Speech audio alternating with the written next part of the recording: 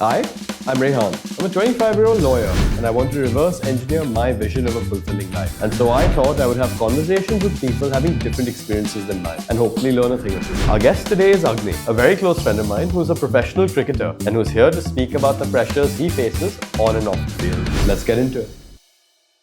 Thanks for coming on ADC. Of course, man. Yeah. So the first question I always ask all my guests is, what is the best piece of advice you have received? And how has that impacted you? I think the best piece of advice that I received was pretty early on. To my sister and I both, my parents, my dad mainly told us something that his dad had told him. And that was कि अगर तुम्हें सड़क पे भी मोची बनना है तो अपने सड़क का best मोची बनना. It means even if you want to be a cobbler on the street, be the best cobbler of your street. So basically, since we were very young, they gave us the freedom to do whatever we wanted, and I never felt like I was forced into something or pressured into doing something. And I was very fortunate, and my sister as well, that we can both now, we're doing something that we love doing. So I think no matter what you're doing in life, I think following that is the best piece of advice that I received. For sure. Very solid advice. Something we chase for. But now you know that the whole conversation, the theme of what we're talking about today is mental health. I wanted to talk to you from your lens as a current athlete.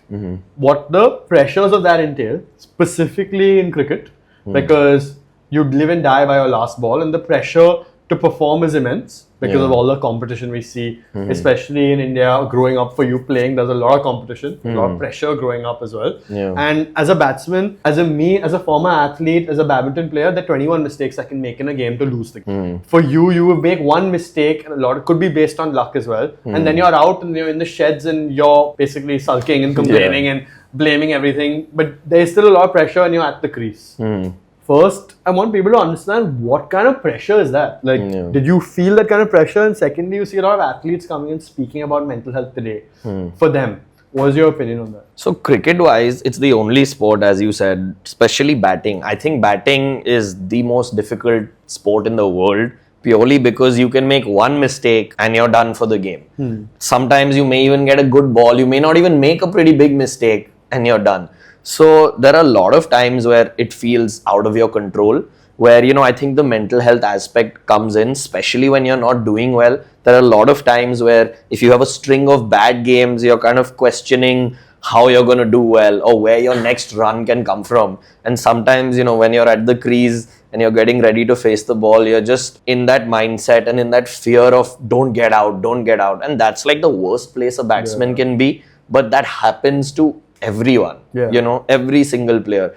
Even recently, India was playing against Australia in this one-day tournament, and Virat Kohli, who's, you know, one of the greatest of all time, he didn't score any runs in his first two games. And the third game, he took a single and he was like, yeah, come on, because it was one run, but it just meant a lot to him because 2 games he didn't play, and he's retired from all other formats. So even for someone as great as that, I'm sure for the third game he was under pressure because in 2 games he didn't score any runs. So, I mean, it is very difficult in a lot of sports, especially cricket, mental health wise, because there's so much outside of your control. You know, someone can take a great catch, as I said, someone can bowl a great ball. You can get run out. There are so many reasons to get out that aren't in your control. You know, the ball something can happen off the pitch, it can turn, it can swing. You know, there's so many things. I think, like for me, especially when I'm feeling in a negative mindset, I kind of go back to when I started playing and where that love for the game kind of came from. And I remember why I'm here. I think asking yourself why is really important often when you're in a negative space of mind. So, you know, I just go back to like that kid or to but a lot of... like, were you in a position ever where you didn't trust your instincts? And I asked for sure. Like, because when I was playing, I've lost to the same dude 9 times. Never beat him once. He eventually became like a very high-ranked national player. He was in the same state, same age group. I lost to him in state semis. When the first time I played nationals, I lost to him. I met him there and I lost to him there. Subsequently, like the closest I ever got to like a state final, he beat me there also. Like, then you start doubting your instincts. Like you start doubting your skills and you feel like this guy just has my fucking number. And I can't get over that hump, and then it becomes self-deprecating. Like, that's happened to me too. Like, you feel like I can't do anything against him. In training, I may beat him. Like, you may face a bowler, like in training that you're tonking, but in a match, I don't know, something happens. He keeps getting you out. How do you face that? Because everyone has someone's number. Obviously, people are better than others, and you accept that as you're older. But like, how does one go through that phase? Because you said you've gone through that as well. So I think it's definitely a mental game, as any sport is. There was one bowler that comes to mind from Hyderabad called Ravi Teja, who's a very experienced bowler, and he's like a swing bowler. He's not very quick, so he's not like, I mean, he is a challenging bowler, but he's not like the greatest bowler in the circuit. And I got out to him 4 times. And like none of those times was a mistake that it wasn't a good ball every single time. And in the first game, I smashed one to deep square like in a T20 game. The next game, I got out down the leg side, which is just the unluckiest way to get out. In the same game, in the second innings, I smashed one straight to mid-off. And in the 4th time, I kind of slashed one to short third man. So he got me out 4 times. And I remember the 4th time I was batting against him. He's not like the most skilled bowler. He's a smart bowler. But I just remember batting and being like, don't get out to him. Like, why are you getting out to such an okay bowler so many times? Like, just play. And when you're in a situation where you're thinking too much, or a lot of your thoughts start with a don't, or a negative word, or any word with a negative connotation, you're not in a good space of mind. And the thing with any sport is it's very reaction based. I mean, in cricket, if a fast bowler is bowling to you, you have about a second, because by the time the ball comes to you, you react by the time the ball is halfway down. So it takes about 0.75, 1 second, depending on how fast he is, in order to react. So it's not like you make a conscious decision. Badminton it's even lesser. It's less. It's instinct. Yeah, it's all instinct. Muscle memory more than completely. So if your mind space is not completely positive and like in a very happy, positive way, then you're just not going to be like your best self. And I think every athlete struggles with that, because self-doubt is a real thing, no matter like what sport you're playing. So as I said, just going back to that love and just trying to smile and enjoy playing a game kind of will bring you back to why you're actually there, rather than, just competing with someone. And I think I'm very competitive, but just having that competitive spirit is not what brings out the best out of me personally, because it becomes me versus the bowler. When I'm actually in my best space, I'm just thinking about myself, honestly, and I'm just thinking about playing the ball, not the bowler. Do you feel like if you're not performing, it affects your overall mood in your life? Of course. Like there are times a full toll. I mean, it has happened a lot in the past. Now I'm much better with it. But I remember when I was under 19 captain of Mumbai, I had a bad tournament. There were 3 innings, I didn't do well at all. And in the lead up to that tournament, I had played well and had scored runs. That's why they had picked me as the captain. And we had won that tournament, I think 3 years before. I was part of the winning team the year before that. And I was the captain, and 3 games I didn't score any runs. And the last game, I remember I got a duck, and it was against Maharashtra. And whichever team had won that game, we would have like won the tournament, and we lost and Maharashtra won. I remember during that tournament and after that game, I was just like really low on myself and thinking that, I'm the leader of this team, didn't do my highest scores like 30 or something in 3 games. And so it does happen. And I think I struggled with that a lot more when I was younger. Even, during COVID, it was really difficult because we didn't have a lot of games. We were not, getting a lot of opportunities. And I played a couple of games, didn't do well. And I was dropped from, the Bombay team. I was dropped from, which was probably the lowest point. I was dropped from like my club team in Bombay, which really kind of took a toll on me. And there were a lot of times I was considering just, quitting, being done with it. And those thoughts kind of come into your mind pretty often.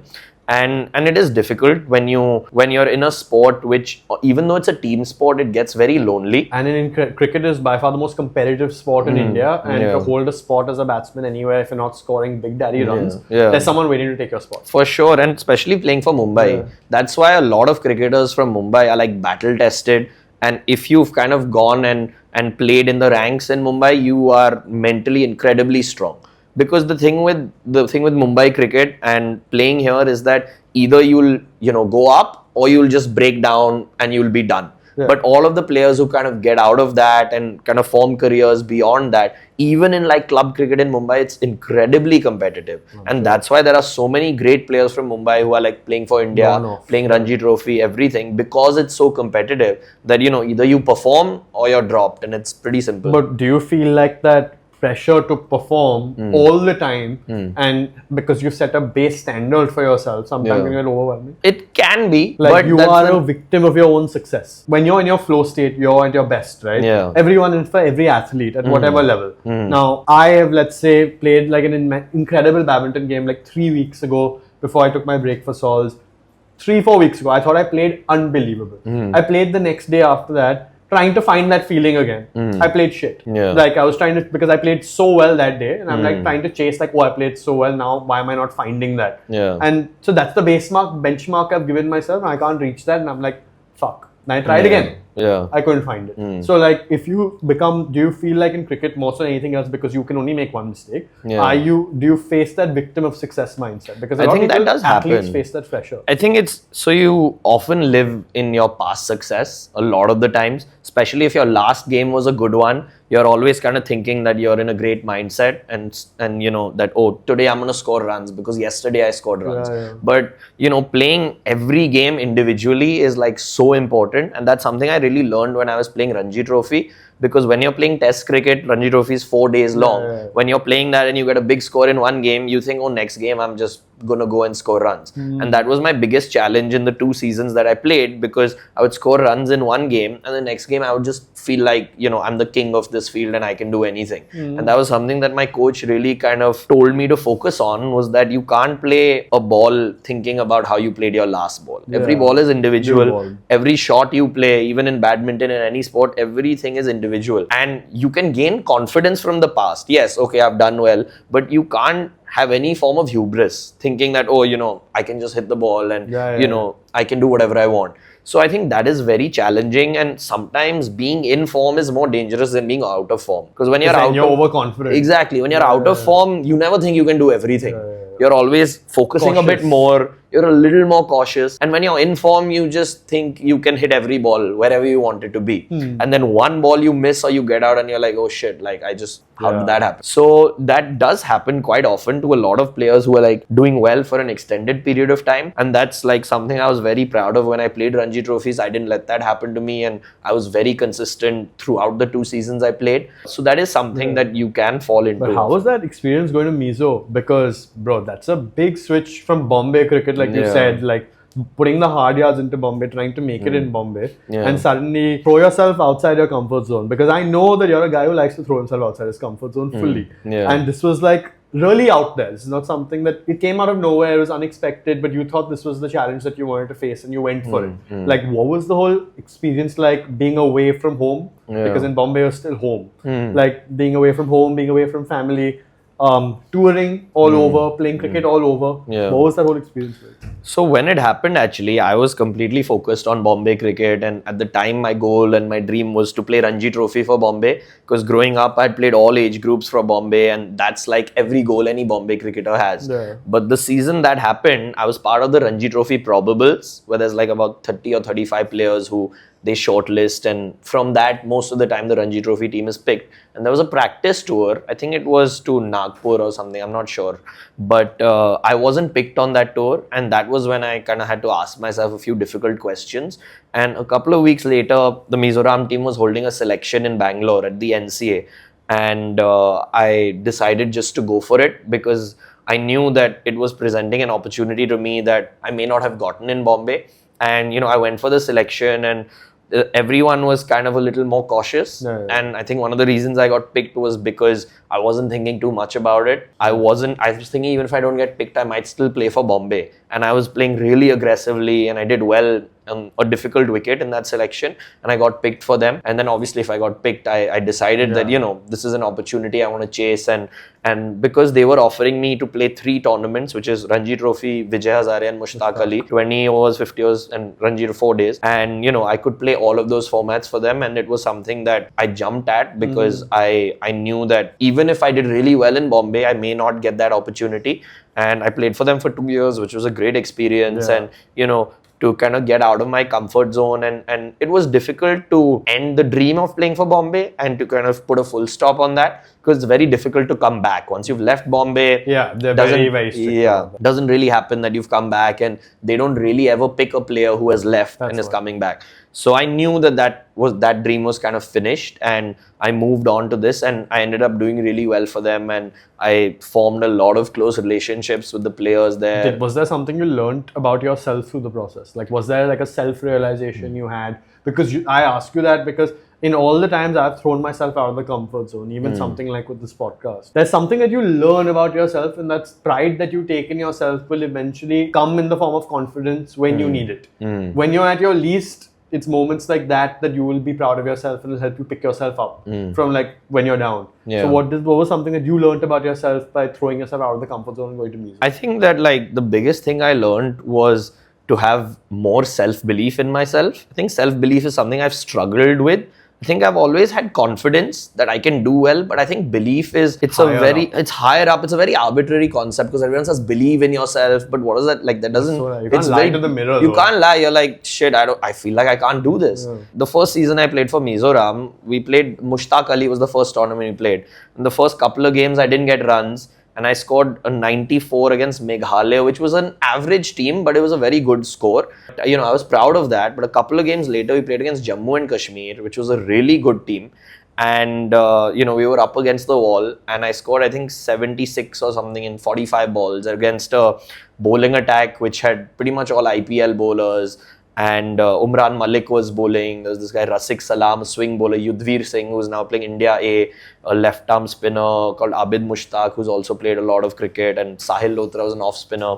And we lost that game by like 8 or 9 runs. And for Mizoram to come so close to beat Jammu and Kashmir was, you know, that moment. I remember the night after that game, I was having a few drinks with my coach, had come to see the game. And that was the first time I told him, I was like, shit, bro, like I feel like I can do this. And I can do this at like a much higher level than I thought I could. And that was something that really helped me because I never would have gotten that opportunity in Mumbai. And, you know, putting myself up against those players in that environment where I almost chased down that score. I think they scored 160 or something and we lost by 10 runs. You know, it's something that still stings today. I still think about that game and I was like, maybe I could have played that differently because I played a stupid scoop shot and I just missed it and got bowled.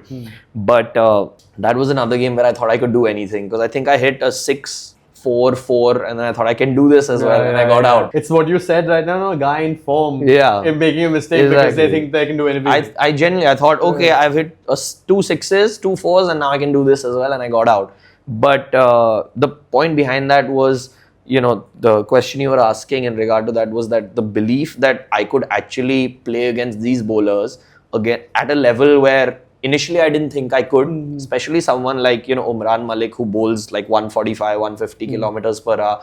And, you know, there was one shot I played to him, which was an uppercut, which went right over the keeper, which even now when I look at it, I'm like, I don't know how I played that shot. But it's just like instinct and confidence and practice. And that moment and that innings was really special to me also because my dad is from Jammu and Kashmir. So he was watching that game and he really was like wanting us to win that game. That's a sweet moment. Added pressure. But sometimes that's what you need. Yeah. But like, you know, people think, and I truly believe as well, like self-belief is something which you innately have and then it percolates to every aspect of your life.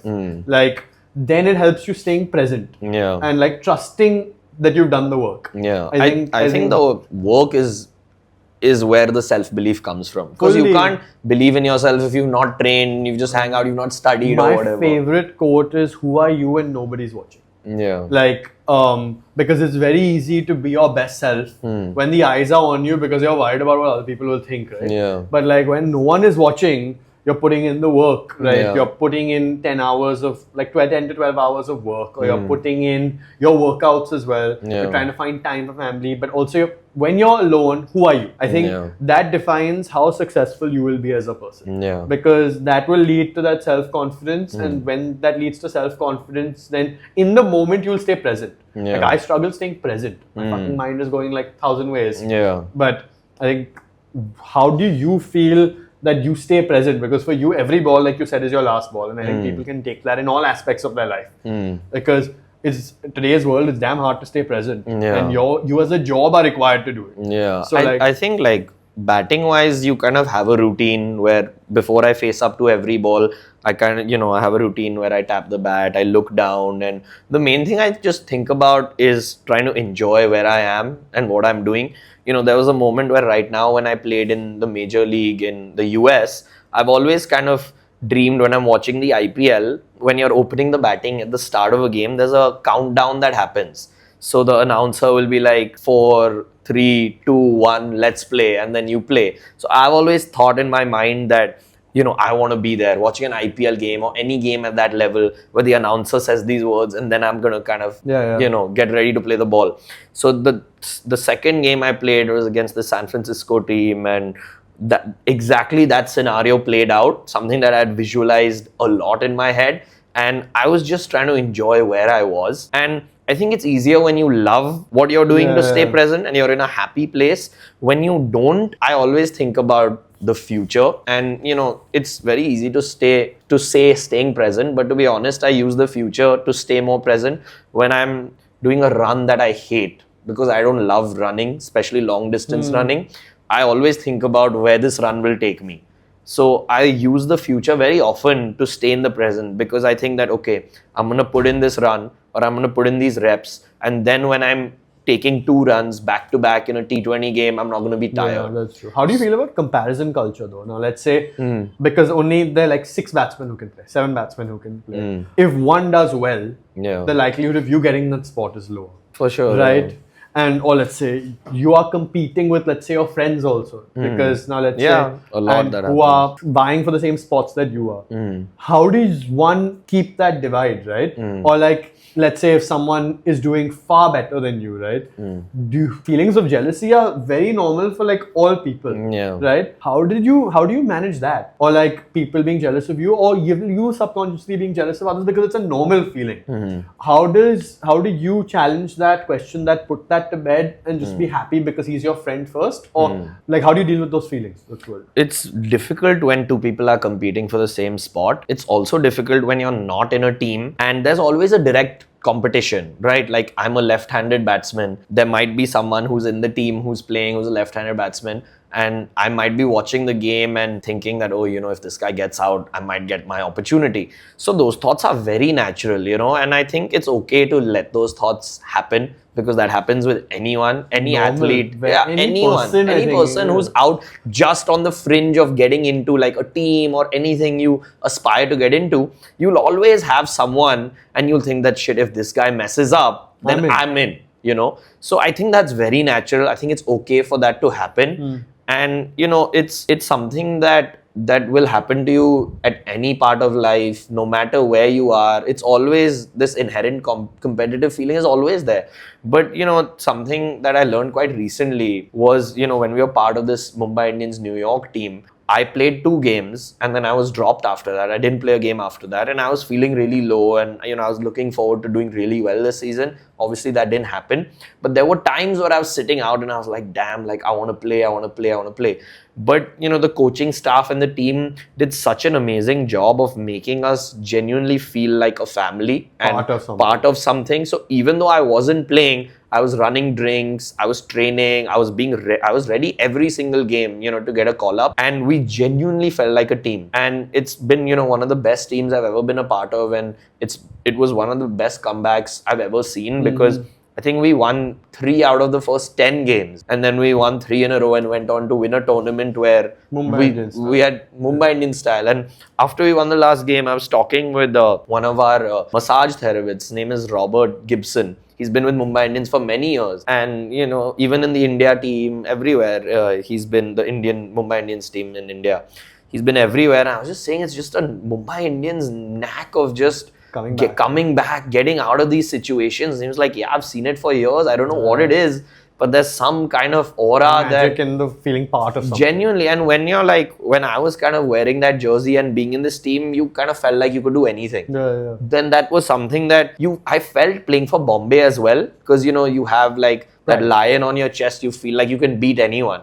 But this was like a camaraderie that was completely different. And I think for any team to be successful, that's very important, and that feeling is inculcated from the leaders, from the top up. Our coach Mark Boucher and the captain. But what goes Pooran on to your was- mind when you were dropped? And I think that's like a low point for any like cricketer or Yeah. athlete in general who's a part of a So, team, right? Because yeah. you want to play. So it came from leadership, as I was saying. So Coach Boucher called me the day before the third game to his room, and when he texted me, I knew what it was about. I knew I was getting dropped, but it's nice. And it's just a gesture. He spoke to me. He said, "Listen, we might need another option in the bowling department because I don't bowl." And he told me that I've been batting really well because in the practice game before the tournament, I scored like 40 off 20 balls not out, and he retired me. And he said, "You're doing really well, but just in terms of this team composition, we need you, we need you to just be outside for us to do really well." It was unfortunate because we were playing on a tricky wicket the first two games. I didn't get runs, obviously, and I was feeling a bit low, and I thought I'd get an opportunity at some point.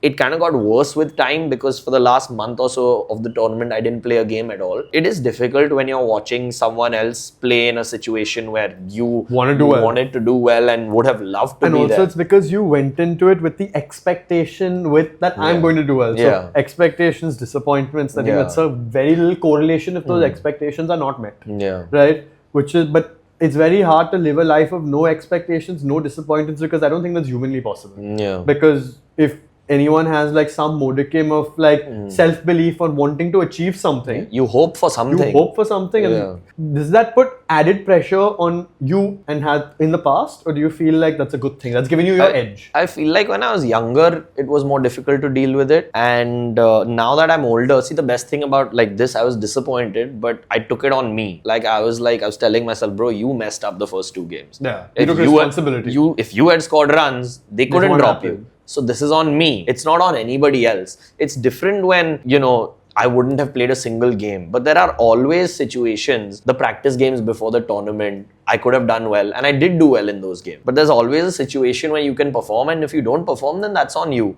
So I think a lot of people blame the world and blame different things. Now blame themselves. Yeah, it's never on you. It's not my fault. But I think that taking accountability and just, looking at yourself in the mirror and being like, you did this, you messed up, you didn't prepare well, you should have done this differently. And there'll always be things that you could have done better or done more. And I think that really helps in terms of putting it on yourself. Because if you put it on the world, then you feel helpless. You go into this kind of well of blaming there's everything. a fine line, no, of being self-critical and then being hypercritical that it affects you like completely, like being like too hard and being hard on yourself and being too hard on yourself. Yeah. Like growing up, were you too hard on yourself? I was harder on myself when I was younger, for sure, which like, is why when did every you learn mistake. to like mellow out? I learned to kind of be neutral. Even when at peace. Even when I do really well, there were games where I would score 100 in Ranji Trophy, and then the next game I would feel like I can do really, but I'd bring myself down. That was a situation where I was high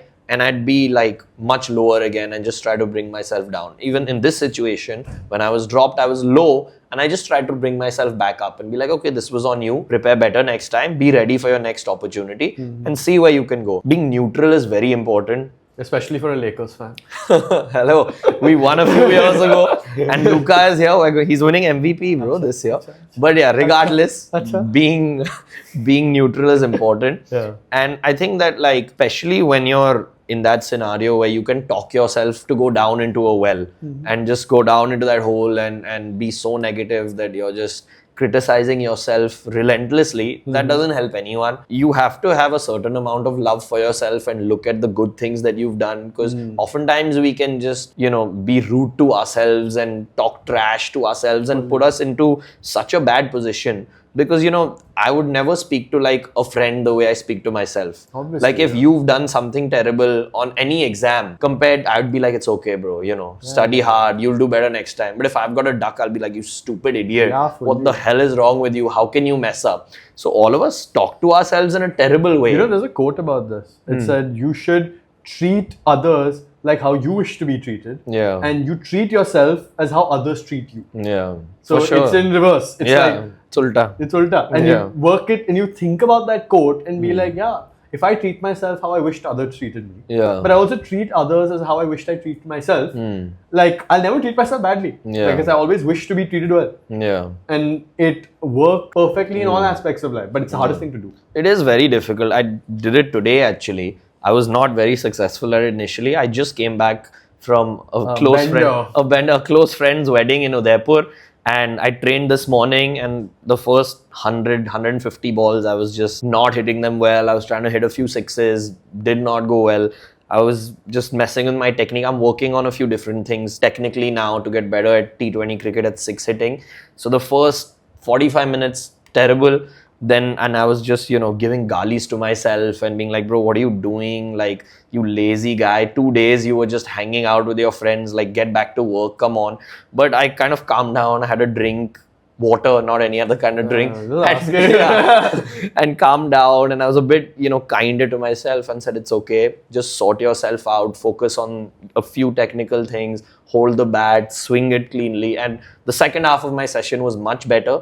So I think it's something that I still struggle with occasionally, but you kind of have to remember, give yourself credit and Yeah, it's give yourself a pat on the back, because if you're not your biggest supporter, no one else will. Yeah. But for sure. What's a side that you think people you wish knew more about as an athlete, for any athlete? And what's a side that they don't see at all? I think I wish people would know how hard it is, because everyone is like, oh, I was a great player back in the day. I could have done this. School cricket. Everything. School, not even cricket, bro. Anything. I used to play this game. I could have done this. I could have done that. Nobody actually knows how hard it is for so many things, bro. Not even cricket, but any athletic endeavor. Nobody really knows how difficult it is to train, to eat the same food every day, to go on a run, to lift weights, to put in reps of the exact same thing again and again and again. So I wish people could have like a preview to how much work somebody has actually done, especially like athletes of the highest level. And something that people often do is they attribute it to talent. They say, oh, this guy is just so talented. Because they don't want to feel like they can do it. They want to feel like, oh, he's not a human. He's just above that. I think they minimize it because childhood, at least for us who love sports, the dream was to be an athlete. Yeah. But you just never reached that. Yeah. Right? So then because of that, you minimize the achievements it takes for someone who did live that one dream that, let's say, you had. Yeah. Because you're doing something which you may not love as much. Yeah. And I think that they try to put it down. Yeah. For sure. That's why I would love to show them how hard it is and how difficult, not even me, but people who have reached the top, all of their achievements are being minimized, and they're like, oh, it's okay, he's just so good, or he's so talented, or this is something that he would have achieved no matter what because he's talented and because God has blessed him. But I wish people could see how much work he has done, which had nothing to do with how much God has blessed him to get into that position, to be there. The mental strength behind it. Yeah, for sure. I think the mental strength of performing when you have to perform, it takes a toll. And it's very hard to do. Yeah. Like consistently over a period of time to be successful, I think more than even like the talent and the hard work, the work on the mental side is not looked at. I think consistency is something I respect the most for any professional. Any profession. Someone who's done it for a number of years, because I think it's still relatively easy. Yeah, it's relatively easy to do for a couple years, or to be like, a one-hit wonder or something like that. But for people who've done it for a number of years and can continue to do that is incredible. So I usually end the show with two questions. One is what the former guest Adi left for you, and the question you will ask the next guest, who I don't even know who is it yet, but like you ask a question that you think is an important question for them. It has to be an introspective question, but a question you would want them to like think about and answer. Yeah. So the question Adi left for you is, what was the last thing you did for yourself personally, and how did that make you feel? Because he felt like sometimes it's important to be selfish for yourself and do things for yourself. So the context was that, and what is your answer? I mean, the first thing that comes to mind is I had a little dessert today because it was Sunday and I had a long training session, and we make these little protein chocolate bars at home, so I treated myself and I had a great time. So that's the first thing that comes to mind. But I think that the last thing that I did was when I was playing recently in the US, I was playing minor league there, and our team was I wasn't sure where my batting position would be, and I started opening. And so that was something that I told the management that I wanted to open, because I mostly have opened in T20 cricket. So that was the first thing that I did for myself, and I scored 50 in the first game. So that kind of made me feel good. Before I did it even, I was like a little bit selfish, where I was like, listen, this is where I want to bat, and this is what will benefit the team the most in this situation. So, and we won the first couple of games, so I was feeling good. But then, the captain, who I'm very close to, and the team management came to me and wanted to like reshuffle the batting order. So even though initially I'd chosen that for myself, later on I kind of adjusted to exactly what the team needed. They wanted me to play in the middle order, and I adjusted to that and did really well there as well. So I think that was one thing where I was a little bit selfish in saying, and I was not very flexible in saying that, this is where I'm going to be. But I think that even though later on I kind of changed that role, it actually ended up being quite beneficial to me, because in cricket, especially in T20 cricket, you have to be able to play anywhere. So even though initially I was a bit selfish, I thought I was just going to open the whole tournament, it was actually a little more beneficial to me to listen to them and be a little more flexible. So yeah, that's where I was a bit selfish. And In terms of the question, would you leave? For the next person, Serious one, no? Serious one, yeah. I would say tell the audience and tell us about what your most difficult moment was and how you got out of it. Chalo, thanks for coming on. No worries, man.